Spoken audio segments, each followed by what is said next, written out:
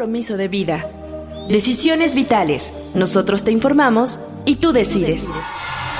La experiencia y capacidad de profesionales de la salud que te ayudarán a encontrar tus razones de vida. Nosotros te informamos y tú decides. Decisiones vitales.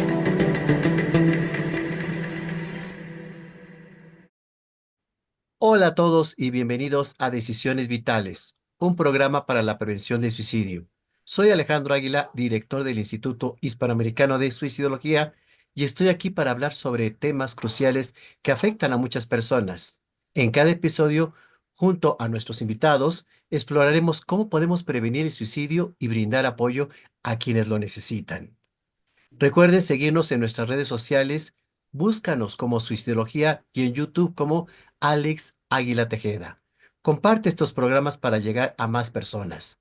No olviden que en la Ciudad de México tenemos el teléfono de atención 55 46 31 33 07. Si requieren de más recursos y apoyo, visite nuestra página web suicidología.com.mx. Juntos podemos hacer la diferencia. Gracias por acompañarnos en este viaje de esperanza y apoyo. Bienvenidos a este nuevo episodio de nuestro podcast Decisiones Vitales, dedicado a la prevención del suicidio y el apoyo emocional. Soy Mariela Buenfil, psicoterapeuta, y gracias por contactarnos. Hoy abordaremos un tema profundamente humano y muchas veces silenciado: las enfermedades neurodegenerativas y su vínculo con el suicidio. Detrás del deterioro físico y cognitivo hay historias de vida, emociones intensas, duelos anticipados y en muchos casos un profundo deseo de dignidad y comprensión. Hablaremos de los desafíos emocionales que enfrentan quienes viven con estas enfermedades, cómo acompañar desde el amor y qué herramientas pueden marcar la diferencia entre la desesperanza y la contención. Porque incluso en el dolor más profundo hay decisiones vitales que pueden salvar una vida. Comencemos. Pongamos contexto. Una enfermedad neurodegenerativa es un trastorno progresivo y crónico del sistema nervioso central que implica la pérdida de neurones y funciones cognitivas o motoras con el paso del tiempo.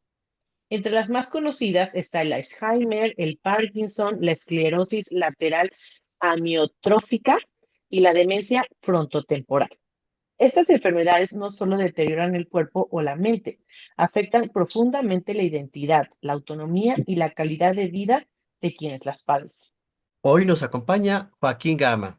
Es médico, fue coordinador del área de COVID del Centro Médico Nacional 20 de noviembre, asistente de la dirección del mismo centro, asistente de la dirección del Hospital General de Topilejo, responsable de la Guardia Médica en el Escuadrón de Rescate y Urgencias Médicas ERUM en la Ciudad de México y al día de hoy es jefe de la Jurisdicción Sanitaria de Atlacomulco. Bienvenido, Joaquín. Muchas gracias, Alex. Como siempre, un honor estar aquí en tu programa. Gracias por acompañarnos nuevamente y gran tema porque a veces este tipo de enfermedades pues se desconoce mucho. Varios de los pacientes pues pasan en los hospitales o en la intimidad de sus casas y poco sabemos respecto a su condición física y emocional que puede llevarlas por el cansancio, yo no sé, el agotamiento, los dolores, el mal pronóstico, a ya no querer vivir. Esta situación así es, Joaquín, es decir, el paciente llega a un momento donde se cansa, se harta de su propia enfermedad. Como tal, sí, es correcto. El paciente, y no solo el paciente, sino que la familia suele cansarse, desesperarse, agotarse de la misma enfermedad. Como ya lo dijo Mari, esta es una enfermedad crónico-degenerativa.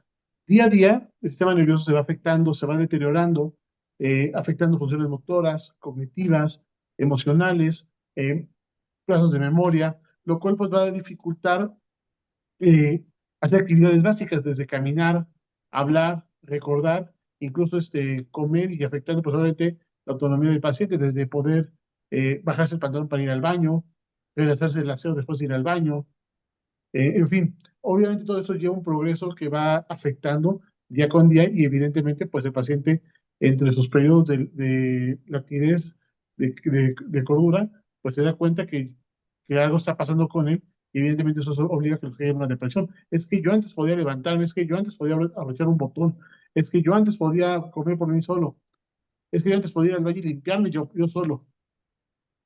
ya dependo de alguien. Pues, evidentemente, pues eso sí afecta bastante al paciente como a la familia. No es lo mismo alguien que hereda una enfermedad neurodegenerativa a quien la adquiere. Es decir, si la heredas, pues sabes que vas a llegar a cierto nivel o a cierto área o condición de dependencia, pero quien la adquiere puede desconocer mucho de cómo va a ser su proceso, ¿no? Como tal, se ha hablado mucho sobre el tema sobre las enfermedades hereditarias, o que si son hereditarias o que no son hereditarias. Realmente decimos más que son de predisposición genética. Es decir, si tu mamá es diabética, tú tienes alto riesgo de ser diabético. Si tu mamá tuvo Alzheimer, tú tienes un altísimo riesgo de que desarrolle el Alzheimer o algún otro tipo de enfermedad neurodegenerativa. Pero más que nada, no es que crezcas con el pánico de que lo vas a desarrollar.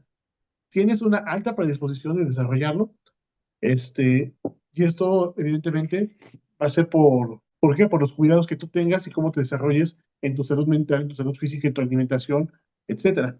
Que esto obviamente pues va a llevar a el deterioro neurológico. Un ejemplo, tienes un familiar con Alzheimer y tú eres una persona que se desvela, que, que no se cuida, que toma alcohol, este, sobre mucho estrés, tiene diabetes, la diabetes genera neuropatías, esas neuropatías genera también alteraciones del sistema nervioso. Evidentemente, pues todo esto te puede llevar a que vaya desarrollando más rápido esa enfermedad y te va encaminando no es porque le heredaste, sino porque tenías la predisposición y tú le diste todas las herramientas para que esto se desarrollara. Ahí estaríamos hablando de ese descuido, de esa desprotección, de esa poca prevención, ¿no? Es decir, algo que pudo no haberse desarrollado, se empieza a desarrollar debido a que la gente no tomó las medidas precautorias adecuadas, ¿no? Es correcto. Por ejemplo, Joaquín, o sea, ¿hay enfermedades que se podrían prevenir como el Alzheimer?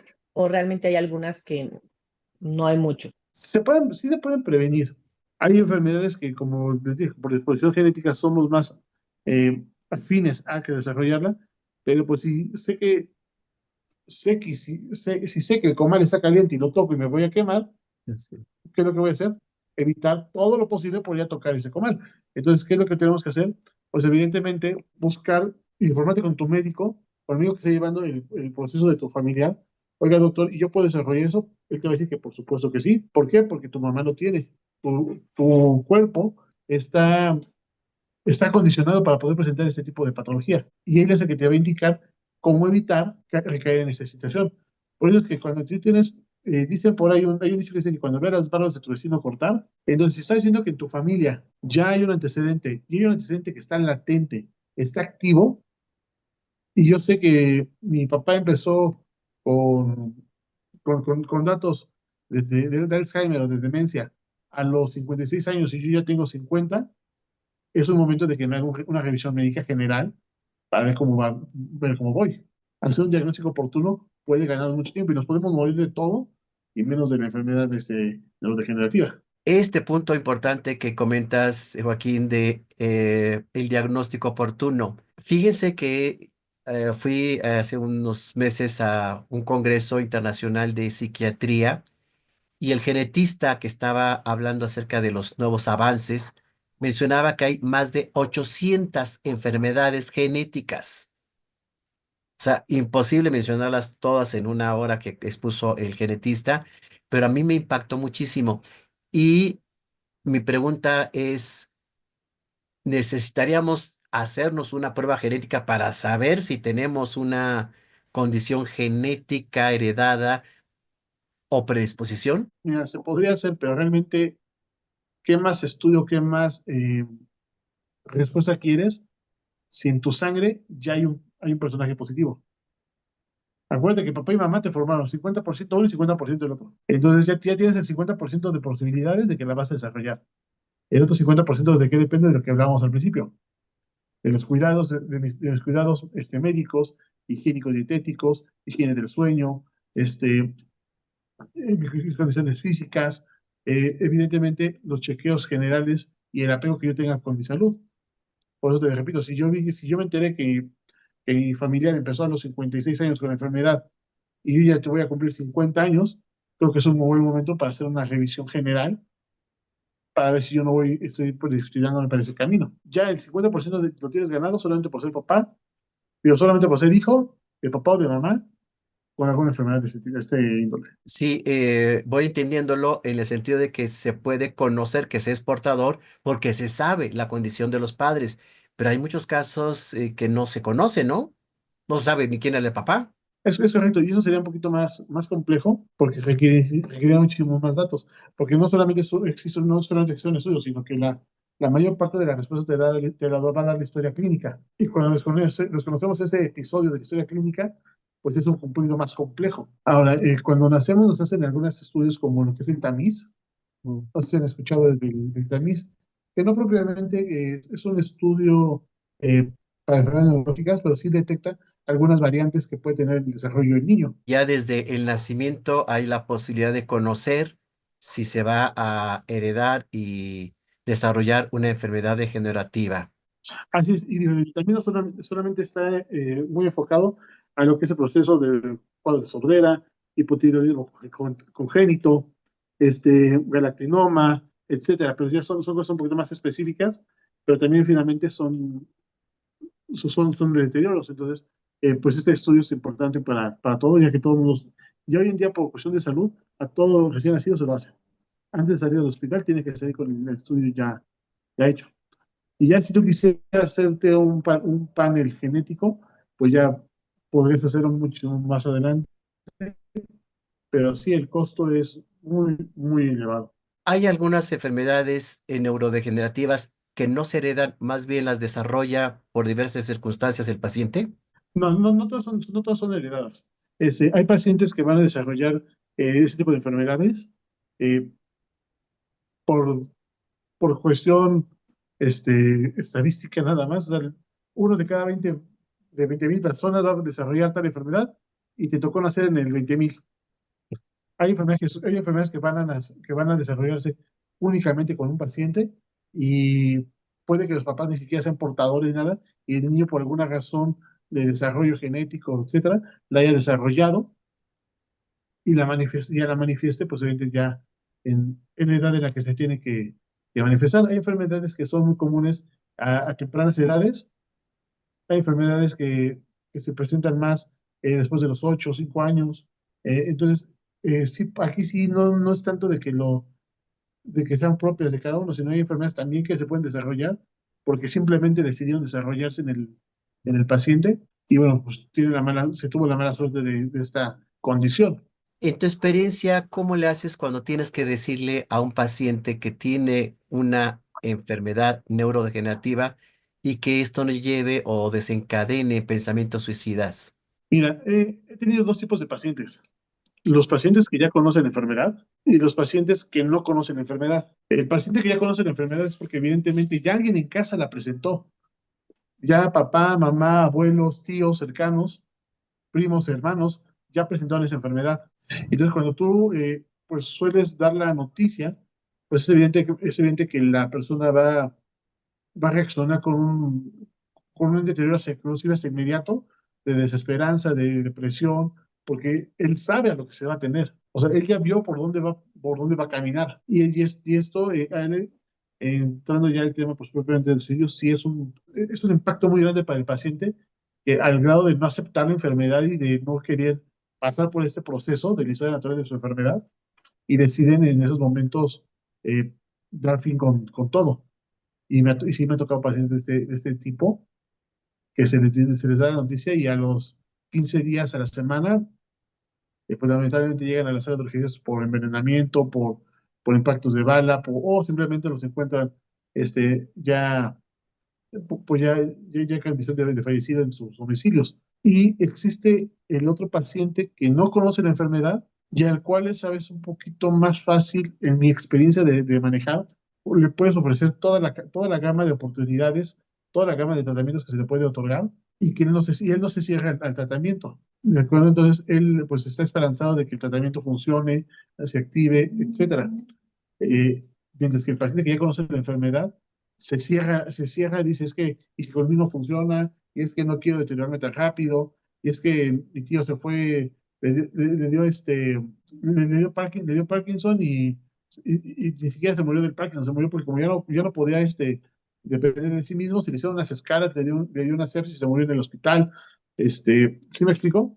Sí, Yo sí. no quiero eso y yo no quiero eso, yo no quiero eso y deciden terminar antes con ese proceso. ¿Habría alguna de las enfermedades de neurodegenerativas que lleve más a la condición suicida? Mire, yo creo que de las enfermedades neurodegenerativas que llevan más a un estado suicida, yo creo que sería la esclerosis. Tiene una de las más altas tasas de suicidio, debido a que la esclerosis puede avanzar muy rápido, puede ser muy súbita, y el paciente, pues, evidentemente se desespera, ver cómo él se está deteriorando y no poder hacer absolutamente nada, ver cómo de un mes para otro ya es dependiente de una persona para realizar sus actividades completamente diarias. Por ejemplo, algo que yo he visto mucho es que el Alzheimer tiene un índice muy pequeño realmente. A veces el paciente cuando llega a un estado muy deteriorado del Alzheimer, donde ya no hay un proceso de memoria ni a corto ni a largo plazo, él no entiende lo que está pasando con su cuerpo. Y él está viviendo porque está viviendo y porque está aquí, porque está ahora, y a veces no le da la oportunidad de deprimirse como debería hacer. Quiero pensar que el Alzheimer hay una pérdida de voluntad, una pérdida de conciencia Así de, es, entonces no hay un sufrimiento como tal, pero en una enfermedad, así como es. lo mencionas, esclerosis múltiple que pues supongo debe haber grados y en la medida que la gente va perdiendo más funcionalidad y quiero pensar también en dolor, sufrimiento, dependencia, son factores que pueden influir a decir, pues yo ya no quiero seguir en vida con esta enfermedad, ¿no? Porque es incurable. Ellos van día con día notando el deterioro físico, cognitivo, emocional, afectivo, y lo van viendo día con día cómo eso se va deteriorando. Y también ellos escuchan, ellos ven en casa cómo se van convirtiendo en una carga para la familia. Te tengo que cambiar a mi papá, no es que la vez pasada me tocó a mí. Es que yo siempre tengo que cambiarlo, sí, pero es que yo soy el que el único que compra los pañales. El paciente escucha eso. Yo he estado en consultas donde voy a domicilio a ver ese tipo de pacientes que están en fases muy avanzadas y los familiares peleando así enfrente del paciente. Oigan, chicos, el paciente créanme que los está escuchando, o sea, no puede responder como quisiera porque ya tiene un deterioro del habla, pero los está escuchando. Eso obviamente pues lleva a una depresión. Y ahí es en donde justo, ¿no? O sea, ¿qué tanto tendrían que ir de la mano de un tratamiento, pues hasta psiquiátrico? Evidentemente, el tratamiento para ese tipo de pacientes y antes de que lleguemos a un estado suicida, antes de que lleguemos a un estado de depresión mayor, porque cayendo en depresión mayor, todos nos podemos esperar en cualquier momento. Y más cuando no se lleva un camino y no se lleva de la mano de una terapeuta. Evidentemente, pues el papel de los profesionales de la salud, pues tienen que ver los psicólogos, tienen que ver los psiquiatras. Eh, ¿Por qué? Porque uno como médico va a ver la enfermedad, pero yo no voy a ver el deterioro neurológico, yo no voy a ver el deterioro cognitivo, eso lo tienen que hacer tanto los psicólogos con ayuda de terapias, con escucharlos, y los psiquiatras, pues evidentemente, hasta medicarlos. Entonces, evidentemente, eso tiene que ser es un compromiso netamente multidisciplinario y yo siempre he dicho que el papel del médico solamente es el 25%. El otro 25% depende de la familia. Y si el paciente está contento con su médico y está contento con el apoyo de su familia, él va para adelante. Por ello, la importancia de incluir a la familia en esta que le llamamos psicoeducación, que conozca de la enfermedad, que conozca cómo se va a desarrollar en su familiar, qué sí puede hacer, qué no puede hacer. Todo esto, por supuesto, que ayudaría muchísimo al proceso de vida que va a atravesar el paciente, ¿no? Es correcto. Mira, un ejemplo muy claro, tenemos el efecto de Bruce Willis. Es un actor de 70 años de edad que se le declaró demencia frontotemporal. Ya en su última película tenía que repetir muchísimo las tomas porque se le olvidaban líneas de dos renglones. Él decide salirse de la actuación. Hay documentales de cómo cayó en una depresión, un intento suicida, o sea, se ve todo el proceso en el que lleva, pero que la familia nunca lo dejó solo. Y ahorita se ven los pocos reportajes que hay de él, y el señor se ve íntegro, se ve contento, a pesar que tiene este deterioro pues de déficit de demencial frontotemporal, el señor es estable y de salud fuera de la neurológica, está bien. ¿Pero por qué? Porque tenemos un buen apego al tratamiento, sus psicólogos y sus psiquiatras no lo dejan y la familia lo apoya en todo momento. Ahorita me hiciste acordar, Joaquín, del caso Michael J. Fox con Ujú. Parkinson. La verdad, las imágenes, híjoles, que eran muy fuertes y allí el deterioro era evidente. Lo tomo a cuenta porque pues, supongo que sí estaba la familia, la ayuda, las posibilidades económicas para tener todos los avances médicos y tecnológicos. Sin embargo, la enfermedad siguió, ¿no, Joaquín? Que pues finalmente la familia y los recursos es sumamente importante. Y aún así, existiendo pocos recursos, digo, el 25% es trabajo médico. Ya tienes el diagnóstico, ya sabes lo que va a pasar, sabes los medicamentos que existen y las terapias que existen para poder sacarlo adelante y mitigar los efectos de la enfermedad y hacer que esa se retrase en su historia natural. La historia natural va a continuar toda la vida en la enfermedad, pero el hecho de que tú puedas frenar, hacer que eso sea más lento, que tengas un deterioro a un año, que tengas un deterioro de 10 años, eso te va a hacer la diferencia en el andar de tu paciente. Y eso acompañado. Pero eso solamente es el 25% de la acción médica. La otra parte viene de la familia. Y si el paciente está estable con esos dos puntos, la balanza está al 100, porque el paciente solo le va a echar ganas para hacer que esto nos gane a nosotros. Sí, por supuesto. Y Michael J. Fox, como decías, para mí es uno de los más grandes ejemplos que existe de querer vivir, de ganas de vida, porque finalmente él expresa su enfermedad. Hay mucha gente que se retrae de los escenarios por pena y verlos cómo se ven con el deterioro, y él adelante con su fundación y con todo lo demás, pues evidentemente si él pudo serlo, él trata de ser un ejemplo para los demás. Que mira, no estás solo y yo pude cuando en mi año no existían tanto conocimiento de mi enfermedad. Ahorita ya estamos en otro año donde ya hay más, hay más posibilidades, hay más abanicos de tratamientos, hay más gamas de oportunidades y pues su última aparición fue tocando la guitarra con YouTube, así es, hay que algunos es un claro luchan ejemplo. por seguir funcionando o seguir trabajando, etcétera, hasta donde la enfermedad les permita. Aquí yo te preguntaría, en tu experiencia, ¿qué tanto recursos se les puede dar a la familia para que den esa atención, afecto, cariño? Una de las cosas que yo he visto erróneamente en el funcionamiento familiar con un paciente con una enfermedad crónica, degenerativa y mortal es que solo a veces es un cuidador y se logra el burnout y el agotamiento de ese cuidador primario, ¿no? Esto ya no es un enfermo, ya son Sí, dos. sí, es correcto. Mira, en cuanto a mi experiencia, como qué recursos o apoyos a los familiares se les puede dar, evidentemente, si el paciente, te estoy diciendo que requiere terapia emocional, terapia psiquiátrica y terapia psicológica, el familiar también requiere terapia. El familiar requiere terapia y educación médica. ¿Por qué? Porque el paciente va a requerir una higiene mental continua para poder lidiar con ese burnout que vas a generar.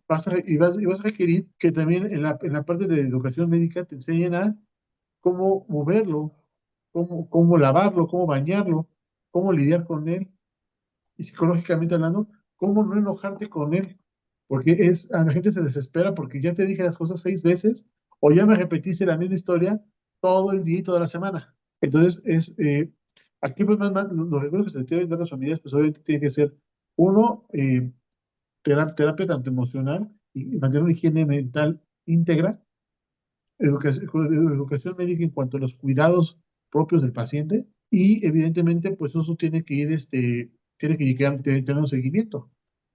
Yo recomiendo una terapia con el familiar por lo menos, o los familiares que le van a estar con él, por lo menos una vez al mes. Obviamente sí, la psicoeducación a los familiares, que se le brinde el adecuado apoyo y demás, pero a veces funciona mucho la terapia grupal.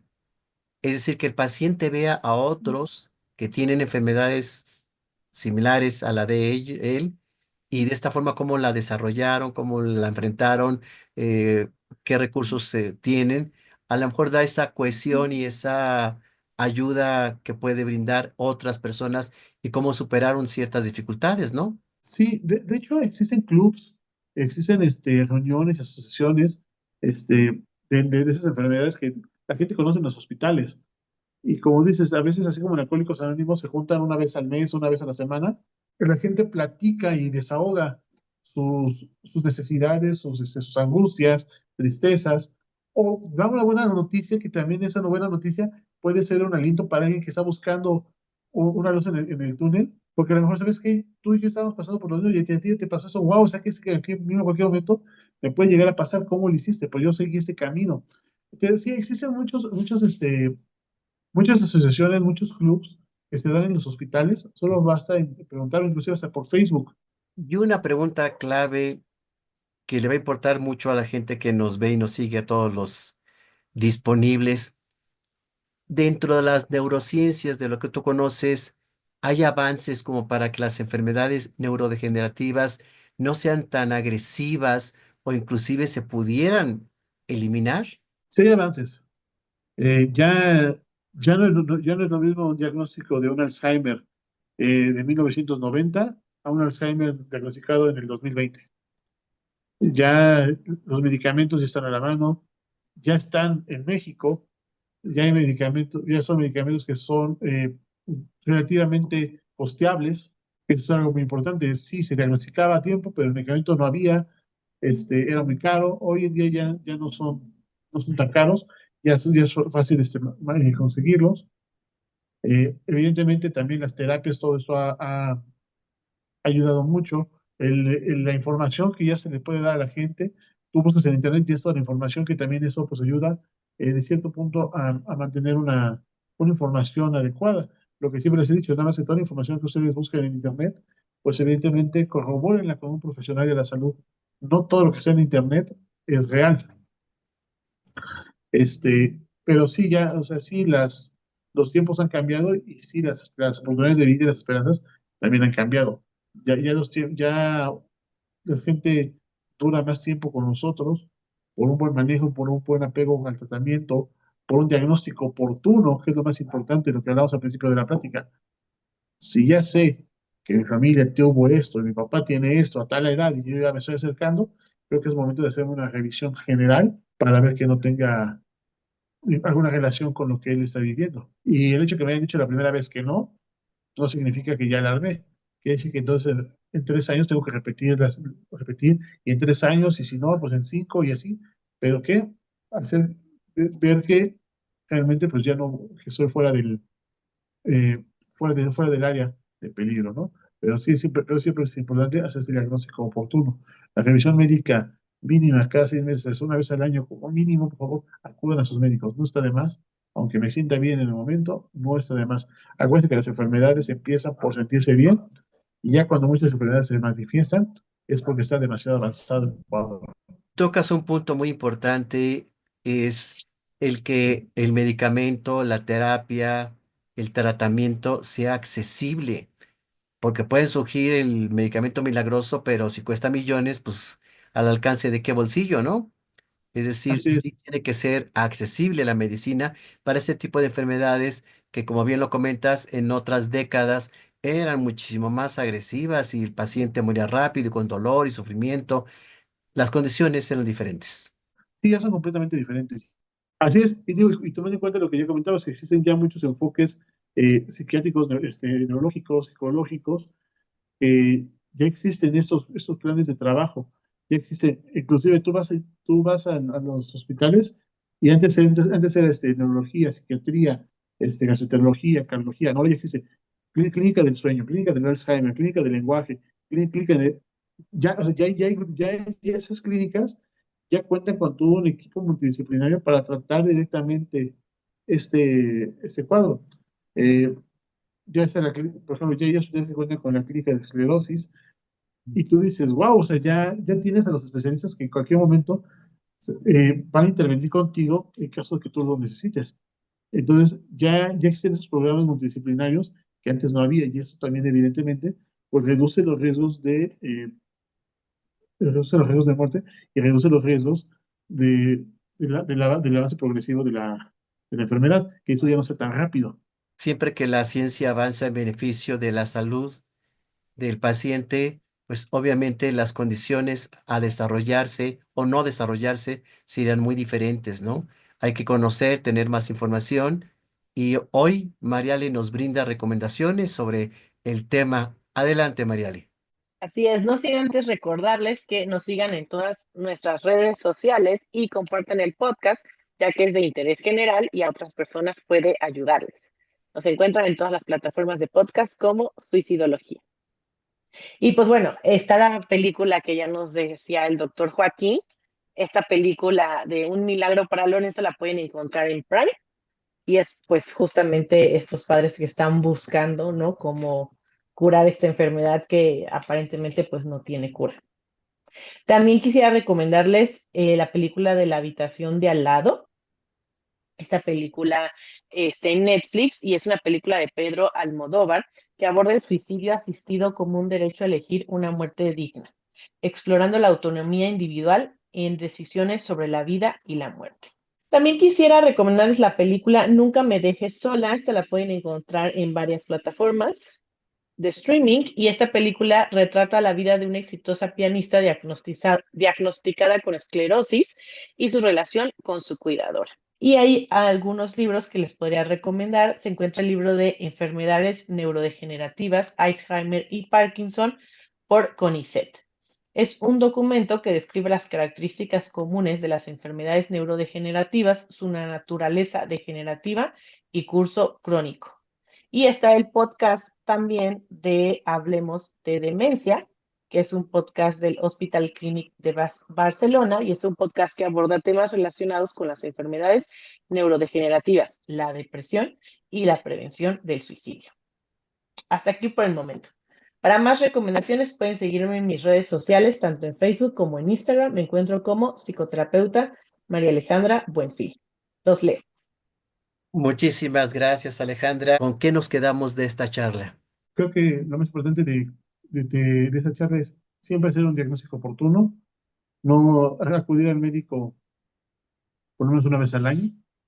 Evidentemente, si tenemos antecedentes en casa de una de esas enfermedades, pues estar al pendiente de conocerlas, de cuándo empezó, cómo se manifestó con mi familiar, para estar pendiente si algo de esto se presenta en mi persona o en alguno más de mi familia, para que sea un diagnóstico oportuno.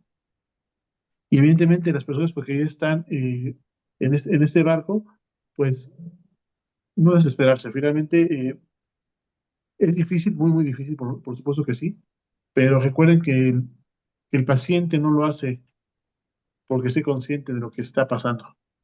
Tenemos que tener mucha paciencia porque eso hace que el paciente disminuya estos pensamientos suicidas. La depresión es lo que los va a llevar a este